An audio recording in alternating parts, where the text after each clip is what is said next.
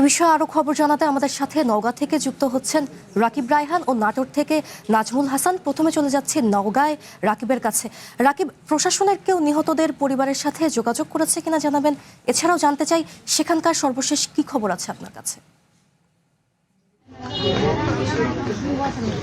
সঙ্গীতা, গতকাল সৌদি আরবের সোফা যে কারখানায় 16 জন মারা গিয়েছেন, তার 13 জনের বাড়ি কিন্তু এই নওগাঁর আত্রাই উপজেলায়।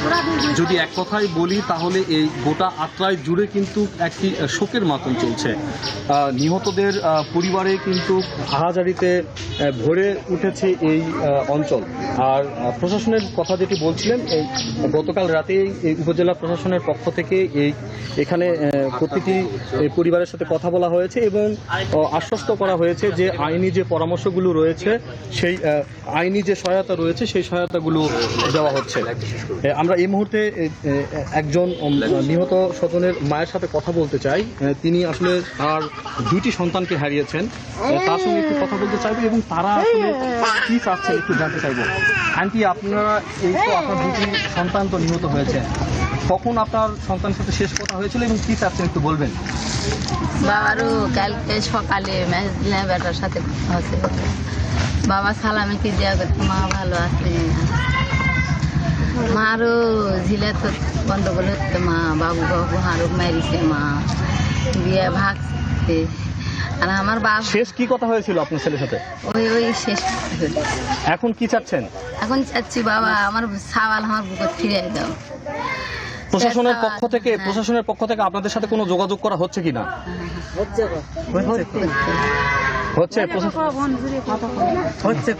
আসলে তিনি আসলে ভাষা হারিয়ে ফেলেছেন, আসলে কিভাবে কথা বলবেন তিনি আসলে বলতেও পারছেন না।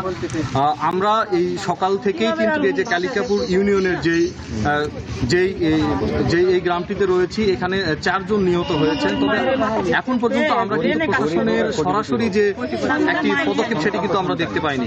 তবে প্রশাসনের পক্ষ থেকে গতকাল রাতেই এই পরিবারগুলোর সাথে দেখা করা হয়েছে এবং জানানো হয়েছে যে মরদেহ যে হস্তান্তর বা দেশে আনার বিষয়ে তারা তাদের আইনি প্রক্রিয়াগুলো চালিয়ে যাচ্ছেন। মোটামুটি এই ছিল আমার কাছে সবশেষ খবর। সঙ্গীতা। রাকিব, আপনি থাকুন। এবার আমরা যেতে চাই নাটোরে। সেখানে আছেন আমাদের আরো সহকর্মী নাজমুল।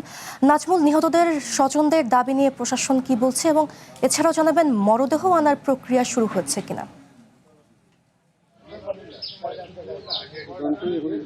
সঙ্গীতা, আপনি যেমনটি বলছিলেন, সৌদি আরবে নিহত নাটোরের নলডাঙ্গা উপজেলার 3 জন। এই 3 প্রবাসী যে নিহত রয়েছে তাদের পরিবারের সকাল থেকে আমরা দেখেছি যে উপজেলা নির্বাহী কর্মকর্তা আল ইমরান খান সহ থানার ভারপ্রাপ্ত ইনচার্জ যিনি রয়েছেন তিনি পরিদর্শন করেছেন। পাশাপাশি 3টি পরিবারকে নগদ 20,000 করে মোট 60,000 টাকা আর্থিক সহযোগিতা দিয়েছেন এবং জেলা প্রশাসকের সাথে আমরা কথা বলেছি। তিনিও আমাদেরকে জানিয়েছেন যে মরদেহ আনার ব্যাপারে উপজেলা নির্বাহী কর্মকর্তা সহ সংশ্লিষ্ট যে কর্মকর্তারা আছেন তাদের সাথে কথা বলে দ্রুত সময়ে কিভাবে এই মরদেহ আনা যায় এবং এই পরিবারগুলোর পাশে কিভাবে দাঁড়ানো যায় সে বিষয়ে কিন্তু তারা প্রক্রিয়া করছেন। আমরা একটু কথা বলবো নলডাঙ্গার উপজেলা নির্বাহী কর্মকর্তা আল ইমরান খানের সঙ্গে। আসলে তিনি সকাল থেকেই এই 3টি পরিবারে গিয়েছিলেন এবং কি সহযোগিতা করলেন এবং লাস্ট মরদেহ আনার ব্যাপারে কি ধরনের আপডেট তার কাছে আছে। জি, ধন্যবাদ। আমরা 9 আগস্টে একটি সোফা কারখানায় অগ্নিকাণ্ডে দুর্ঘটনায় আমরা জানি যে 17 জন নিহত হয়েছে। এর মধ্যে আমার উপজেলার এই নলডাঙ্গা উপজেলার খাজুরি ইউনিয়নে 3 জন আছেন। তাদের প্রত্যেকটা পরিবারের সাথে আমরা গিয়েছিলাম। তাদের কাছে গিয়ে তাদেরকে আমরা তাদের পাশে আছি এই বিষয়ে তাদেরকে আমরা আশ্বস্ত করেছি। আমরা তাৎক্ষণিকভাবে তাদেরকে প্রত্যেক পরিবারকে আমাদের মাননীয় জেলা প্রশাসক ও বিজ্ঞ জেলা ম্যাজিস্ট্রেটের পক্ষ থেকে 20,000 টাকা করে আর্থিক সহযোগিতা তাৎক্ষণিক প্রদান করা হয়েছে। এছাড়াও তাদের অন্যান্য প্রয়োজন আমরা ভবিষ্যতে প্রয়োজন হলে সে বিষয়ে আমরা প্রয়োজন পদক্ষেপ গ্রহণ করব। মরদেহের বিষয়ে আমরা ইতিমধ্যেই আমাদের মাননীয় জেলা প্রশাসক স্যার সংশ্লিষ্ট দূতাবাসের সাথে যোগাযোগ করেছেন এবং এই বিষয়ে আমরা প্রত্যাশা করছি অতি শীঘ্রই এটা পৌঁছে যাবে। নলডাঙ্গা উপজেলা নির্বাহী কর্মকর্তা আলী ইমরান খান যেটি বলছিলেন যে মরদেহর ব্যাপারেও জেলা প্রশাসক দূতাবাসের সঙ্গে কথা বলছেন।